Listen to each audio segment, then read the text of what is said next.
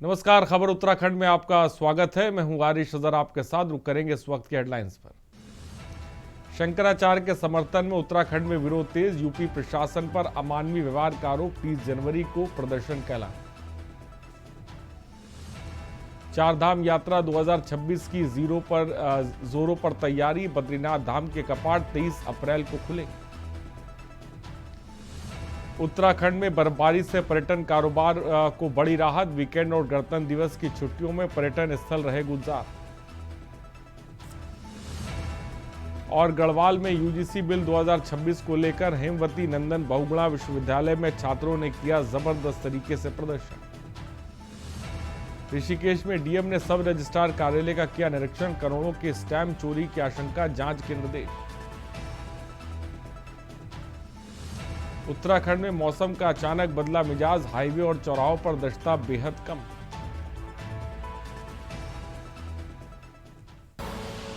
आप देख रहे हैं के न्यूज, खबरों का सारथी। और उत्तराखंड राज्य सरकार निरंतर प्रदेश को विकसित करने की दृष्टि से संकल्पबद्ध होकर कार्य कर रही है। प्रदेश के गांव-गांव, शहर-शहर किसी भी प्रकार की पूर्ति करने में राज्य सरकार पीछे नहीं है। और बात चाहे रोजगार की हो क्यों ना हो, राज्य सरकार का उद्देश्य है कि प्रदेश का युवा न केवल रोजगार करने वाला बने बल्कि रोजगार देने वाला भी बनने के साथ ही ये मानना है कि राज्य को विकसित बनाने की दृष्टि से युवाओं की भूमिका अहम है। रिपोर्ट देखिए। उत्तराखंड शिक्षा विभाग में 1035 नए सहायक अध्यापकों की नियुक्ति हो गई है। इन सभी को मुख्यमंत्री पुष्कर सिंह धामी ने नियुक्ति पत्र सौंपे। बुधवार को राजकीय दून मेडिकल कॉलेज देहरादून में नियुक्ति पत्र वितरण कार्यक्रम आयोजित किया गया, जिसमें मुख्यमंत्री धामी ने चयनित 1035 सहायक अध्यापकों को नियुक्ति पत्र प्रदान किए।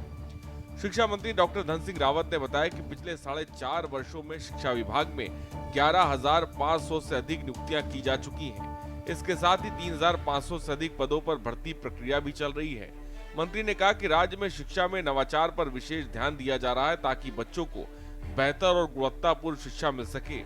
वहीं विपक्ष ने सरकार के दावों को फर्जी करार दिया है और आरोप लगाया कि सरकार के कुछ मंत्री नौकरियों को बेचने का काम कर रहे हैं।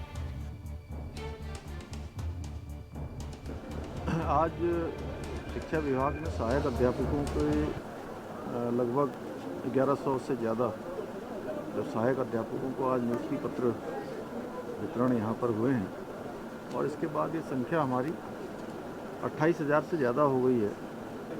और ये नियुक्तियों का क्रम अभी रुकने वाला नहीं है, ये अनवरत रूप से चलेगा। ये हमारा संकल्प है कि प्रदेश के नौजवानों को, युवाओं को, विद्यार्थियों को उनकी योग्यता, प्रतिभा और क्षमता के आधार पर उनको रोजगार मिले, उनको चयन का अवसर मिले, भर्ती प्रक्रियाएं पारदर्शी हों। और इन वर्षों में भर्ती प्रक्रियाएं पारदर्शी हुई हैं। सख्त नकल का कानून आज पारदर्शिता का एक बहुत बड़ा माध्यम बन गया है। इसके कारण से पिछले 4.5 वर्षों में जो नियुक्तियां हुई हैं वो अपने आप में रिकॉर्ड हैं। और राज्य गठन के बाद से लेकर अब तक अगर हम उनका आंकड़ा निकालेंगे तो ये 2/3 से भी अधिक है। देखिए, शिक्षा विभाग में अभी तक हम लगभग 12,000 लोगों को अभी तक नौकरी दे चुके हैं और अभी लगभग 4,000 लोगों को भी और नौकरियां देने वाले हम। और मैं मुख्यमंत्री जी का भी, अपनी सरकार का भी आभार व्यक्त करना चाहता हूं कि हम पारदर्शी नियुक्तियां कर रहे हैं। आज आपने देखा होगा कि सारे बच्चे मेरिट पे हमने लगाए हैं और जो न्यायालय के कारण कुछ बच्चे छूट गए हैं उनकी भी अब जल्दी हम नियुक्ति करने जा रहे हैं। स्वागत है। बहरहाल आपने ये प्रश्न कर ही दिया है तो पूरे प्रदेश में नौकरियों को बेचने का कारोबार चल रहा है। मैं कई बार कह चुका हूं कि उत्तराखंड में नौकरियों को बेचने का कारोबार चल रहा है मंत्रियों के घरों से। ये प्रकरण भी उसी का एक हिस्सा है। मुख्यमंत्री धामी ने कई बार ये दावा किया कि उनके कार्यकाल में 27,000 से अधिक युवाओं को सरकारी सेवाओं में चयनित किया जा चुका है। इसके साथ ही हर वर्ष कई हजार नौकरियां प्रदेश के युवाओं को दी जा रही है। वहीं विपक्ष का आरोप है कि ये सरकार के दावे सिर्फ हवा-हवाई हैं और वास्तविकता में युवाओं को नौकरी दी जा नहीं रही है बल्कि बेची जा रही है। कांग्रेस ने यह भी आरोप लगाया कि कई विभागों में मंत्रियों की पत्नियां नौकरियों का मोल भाव लाखों रुपए में कर रही हैं, जिसका वीडियो भी वायरल है। उत्तराखंड में नौनिहालों को रोजगार मिलने का हमेशा पक्ष कर रही है, पर जिस ढंग से अभी वर्तमान में नियुक्ति पत्र, एक छोटे से कर्मचारी का नियुक्ति पत्र प्रधानमंत्री बांट रहा है, मुख्यमंत्री बांट रहा है या कोई विशेष विभाग का मंत्री बांट रहा है, उससे तो स्पष्ट ये होता है कि ये मंत्री रोजगार कम, अपना प्रचार ज्यादा बांट रहे हैं। रोजगार के नियुक्ति पत्र को लेकर नहीं, बल्कि अपना प्रचार पत्र बांट रहे हैं। ये मंत्री घरों में बैठकर नौकरियों को बेचने का कारोबार कर रहे हैं। तो ये क्या है, प्रदेश में मंत्रियों की पत्नियों के ऑडियो वीडियो आप लोग को पहुंच गए होंगे, बहुतेरों के पास पहुंचे होंगे कि कितने में नौकरी देंगे, ये सब सौदेबाजी हो रही है। तो भारतीय जनता पार्टी के विधायकों ने जब आरोप लगाए कि फलां डिपार्टमेंटों में नौकरियों को बेचने का कारोबार हो रहा है, 20 लाख में नौकरी बिक रही है, तो ये कोई छुपा हुआ थोड़ी है। माननीय पुष्कर सिंह धामी जी के नेतृत्व में जो यहाँ के युवा साथी हैं, उनके रोजगार के लिए और उनके आजीविका के लिए जिस प्रकार से योजना बनाई गई है और जिस संदर्भ में उन्होंने जो पिछले दिनों यहाँ पर नकल के प्रकरण सामने आए थे, उसके लिए कठोर कानून उन्होंने बनाया है। और इस कानून को बनाने का लाभ ये हुआ कि आज लगभग 27,000 से अधिक युवाओं को बिना किसी सिफारिश के उनको विभिन्न विभागों में रोजगार प्राप्त हुआ है। और चूंकि कांग्रेस ने अपने कार्यकाल में कभी इस प्रकार का कोई उपाय नहीं किए, प्रयास नहीं किए, कांग्रेस केवल और केवल एक उत्तराखंड में लोगों को दिग्भ्रमित करने की राजनीति करती है, एक अफवाहों की को लेकर के राजनीति करती है। मुख्यमंत्री पुष्कर सिंह धामी ने प्रदेश में सरकारी विभागों में रिक्त पड़े सभी पदों को भरने का फैसला लिया। 4.5 सालों के कार्यकाल में सीएम धामी ने लोक सेवा आयोग, उत्तराखंड अधीनस्थ सेवा चयन आयोग और चिकित्सा सेवा चयन आयोग के माध्यम से 27,000 युवाओं को सरकारी नौकरी प्रदान की है। धामी सरकार का दावा है 2021 तक केवल 16,000 सरकारी नियुक्तियां हुई थीं, लेकिन उनके आने के बाद ये रिकॉर्ड टूट गया। एक तरफ सरकार बम्पर नौकरियां देने का दावा कर रही है, वहीं विपक्ष इस पर सवाल उठा रहा है कि अगर इतनी बड़ी संख्या में नौकरियां दी गई तो युवा बेरोजगार क्यों सड़कों पर विरोध कर रहे हैं। Uttarakhand desk report.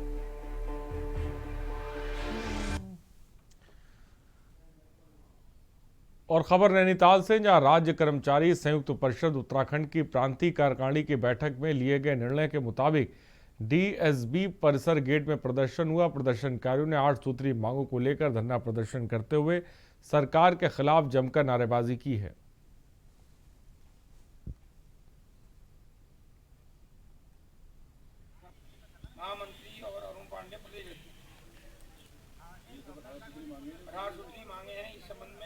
हम राज्य कर्मचारी संयुक्त परिषद के तत्वाधान में हमारा प्रथम चरण का जो आंदोलन है उसकी शुरुआत है, क्योंकि उत्तराखंड सरकार द्वारा कर्मचारियों का उत्पीड़न हमेशा किया जा रहा है। इस बार तो बहुत ही ज़्यादा हो रहा है, क्योंकि हमारे विश्वविद्यालयों का बहुत ज़्यादा निजीकरण की ओर ये लोग अपनी ओर अग्रसरित कर रहे हैं। इसी के संबंध में हमारा आज धरना प्रदर्शन है। क्या मांगे हैं, प्रमुख मांगे कौन? प्रमुख मांगे हैं, सेवा काल में 3 प्रोन्नति है, जो 10 हमारी पहले थी, वो हम 10, 16 और 26 उसको हमें दिया जाए। उसके बाद आंदोलन करेंगे गुरुजी, हमारा तो आंदोलन का मन बना है, आंदोलन करेंगे। और देहरादून के विकास नगर में चिप्स लेने गए 2 कश्मीरी नाबालिगों को उनकी पहचान पूछकर बेरहमी से पीटा गया। आरोप है कि पहलगाम आतंकी हमले का हवाला देते हुए उन पर लोहे की रॉड से वार किया गया। पुलिस ने मुख्य आरोपी को हिरासत में ले लिया है। घटना विकास नगर कोतवाली क्षेत्र की बताई जा रही है।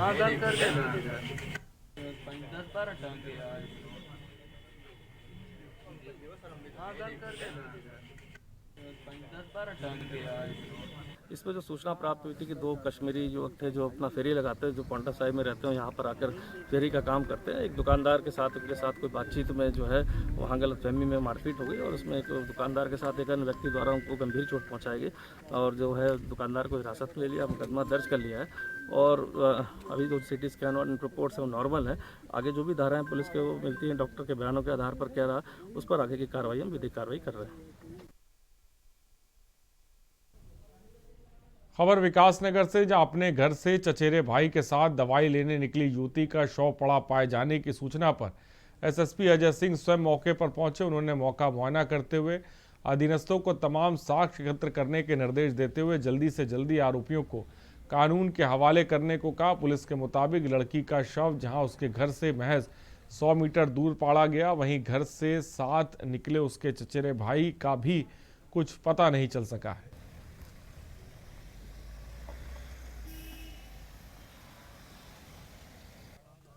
कल रात्रि करीब 11:15 बजे सूचना प्राप्त हुई थी कि एक लड़की की डेड बॉडी मिली, जो यहाँ पर बोक्सा के गांव है, वहाँ पर 300-400 मीटर गांव के बाहर मिली थी। पुलिस ने मौका का निरीक्षण किया। एक लड़की, इसकी पहचान मनीषा नाम से हुई थी। वो शाम को अपने गांव के ही रिश्तेदार जो लगते हैं दूर डिस्टेंस, उनके साथ वो गई थी 6:30 बजे मोटरसाइकिल के साथ। तो इसके बाद वो वापस नहीं है। तो ढूंढ खोज के बाद जब डेड बॉडी मिली तो पुलिस मौके पर पहुंची थी और जिस तरह से ये हत्या की गई थी, और जो व्यक्ति साथ में गया था सुरेंद्र नाम का, जो भी प्रकाश में आया है, वो लगातार अभी ट्रेस नहीं है, फरार है। और साथ ही साथ मोटरसाइकिल भी यहाँ बरामद हो गई थी।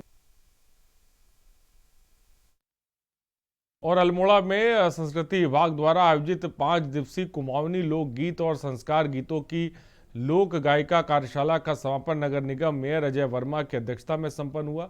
समापन कार्यक्रम में महिलाओं ने पारंपरिक कुमाऊनी परिधान में शकुनाखर गीत गाकर कार्यक्रम का शुभारंभ किया, जिसके बाद कुमाऊनी गणपति भजन की मनमोहक प्रस्तुति दी गई।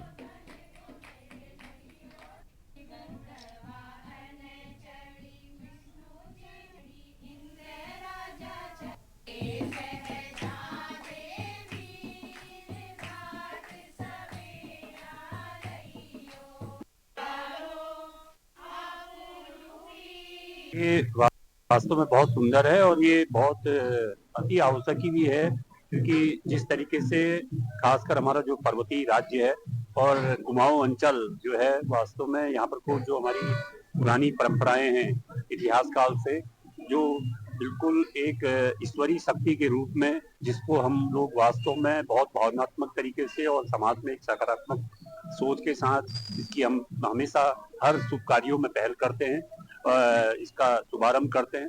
तो ये आने वाली पीढ़ी को, आने वाले भविष्य को भी इसके बारे में जानकारी होनी चाहिए। ये कार्यशाला जो है लोकगीत और लोक संस्कार गीतों की थी। कई समय से मेरा प्रयास था कि जो गीत हम लोग गाते हैं विलुप्त हो रहे हैं, हमारी जो संस्कृति से, हमारे जो पूजा में, कर्मों में, कर्म के गीत जिन्हें कहते हैं, गिदारी आजकल बिल्कुल खत्म होती जा रही है। धीरे धीरे लोग जो है इसको बहुत हे दृष्टि से देखते हैं कि ये गिदारी क्या है और ये गीत क्या है। आजकल डीजे में जा रहे हैं। और लक्सर से बसपा विधायक मोहम्मद शहजाद ने उत्तराखंड के किसानों को गन्ना मूल्य में इंसेंटिव के तौर पर 80 रुपये प्रति कुंतल बढ़ाकर दिए जाने की सरकार और शुगर मिलों से बात की। इस बाबत विधायक मोहम्मद शहजाद ने बसपा प्रदेश प्रभारी डॉक्टर नाथीराम और लक्सर नगर पालिका अध्यक्ष संजीव नीटू और सैकड़ों कार्यकर्ताओं के साथ लक्सर शुगर मिल में पहुंचकर मिल के महाप्रबंधक एसपी को ज्ञापन सौंपा।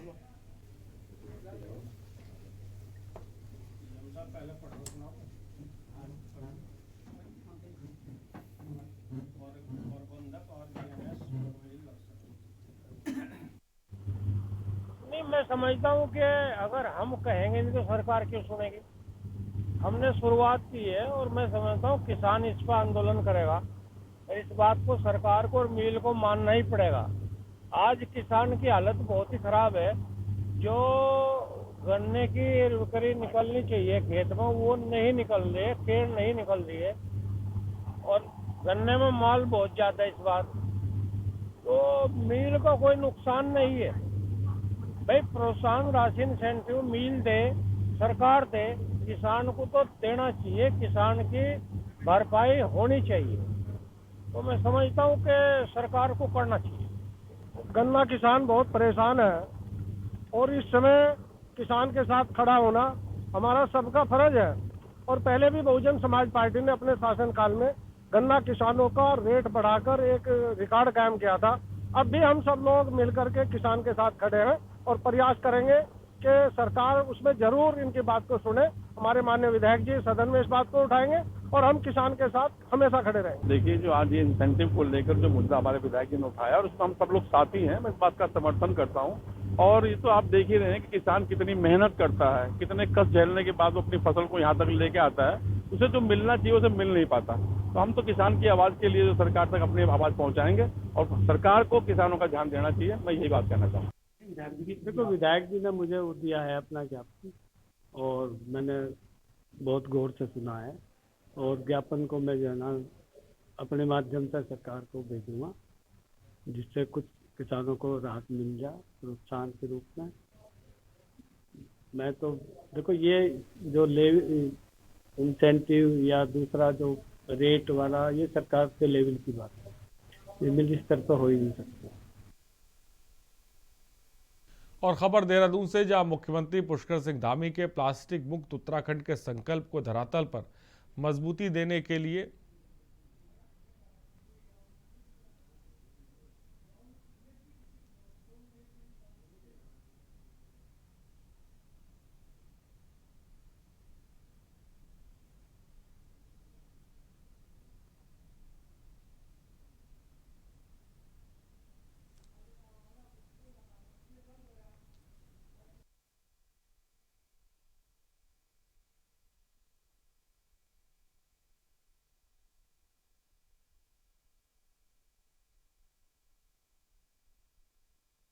देखिए, कल कुछ व्यक्तियों को तो आवारा कुत्ते ने किसी पे काटा है, और संज्ञान में ये आया है कि एक ही कुत्ता है जिसने कई लोगों को काटा है। उसकी खोजबीन के लिए हमारी टीम प्रयास कर रही है, और कल से इसमें लगी हुई है। जैसे ही वो हमारा आवारा कुत्ता पकड़ में आ जाएगा, उसको आके ABC सेंटर में ट्रीटमेंट किया जाएगा।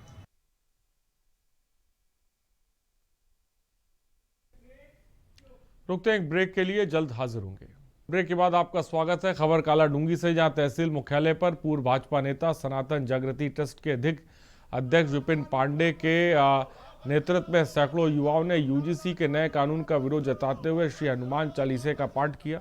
पाठ संपन्न होने के बाद उन्होंने SDM विपिन चंद्र पंत के माध्यम से प्रधानमंत्री और शिक्षा मंत्री को ज्ञापन भेजा। एक सनातन जागृति ट्रस्ट एक संस्था है, उसके माध्यम से एक UGC एक्ट के संबंध में एक ज्ञापन दिया हुआ है, जिसमें उसके प्रावधानों के संबंध में एक इन्होंने अपना ज्ञापन दिया हुआ है, इसको कि उचित माध्यम से प्रेषित किया जाए। देखिए, हम मोदी जी पर अगर देश के रक्षा की बात आती है तो हम विश्वास कर सकते हैं, लेकिन UGC कानून जो आया है हम उस पर विश्वास नहीं करते, और हम उसका खुलकर विरोध करेंगे। अभी तो हम सैकड़ों की संख्या में आए हैं, लेकिन अगर जरूरत पड़ी तो सनातन धर्म, क्योंकि हम हिंदू की एकता की बात करते हैं, तो UGC जो कानून आया है वो आपस में बंटवारे का कानून है। हम इसे किसी भी कीमत पर बर्दाश्त नहीं करेंगे। इसके लिए हमें सड़क से लेकर संसद तक जहां भी प्रदर्शन करना पड़े हम खुलेआम करेंगे। और खबर गदरपुर से, बिजली चोरी के खिलाफ विद्युत विभाग ने बड़ी कार्रवाई की। देहरादून से आए विजिलेंस टीम ने स्थानीय पुलिस बल के साथ मिलकर 2 दिन से लगातार छापेमारी अभियान चलाया। इस दौरान दर्जनों अवैध बिजली कनेक्शन काटे गए। दिनेशपुर और गुलाबगंज में ये अभियान चलाया था, तो लगभग 19 मामले दर्ज किए गए हैं चोरी के मामले, और आज यही सिलसिला गदरपुर में चल रहा है।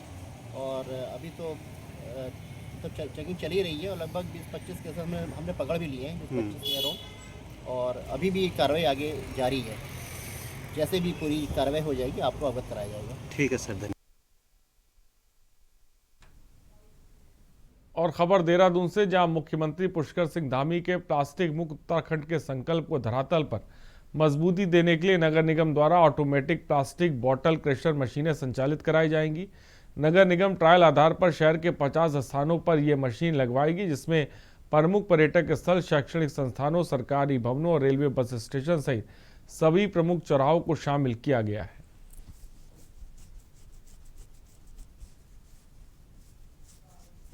देखिए, प्लास्टिक मुक्त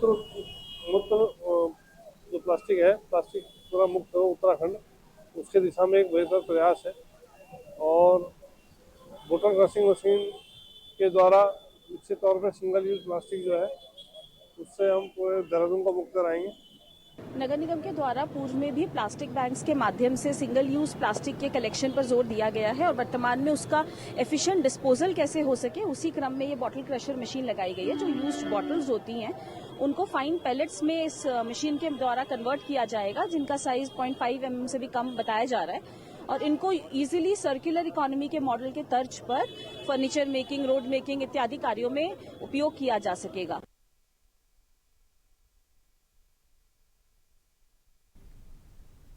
खबर गढ़वाल से, जहां श्रीनगर गढ़वाल में हेमवती नंदन बहुगुणा गढ़वाल विश्वविद्यालय के छात्रों ने बुधवार को यूजीसी बिल 2026 के विरोध में जोरदार प्रदर्शन किया। बिड़ला परिसर गेट के समीप छात्रों ने नारेबाजी कर केंद्र सरकार से इस बिल पर पुनर्विचार करने की मांग की।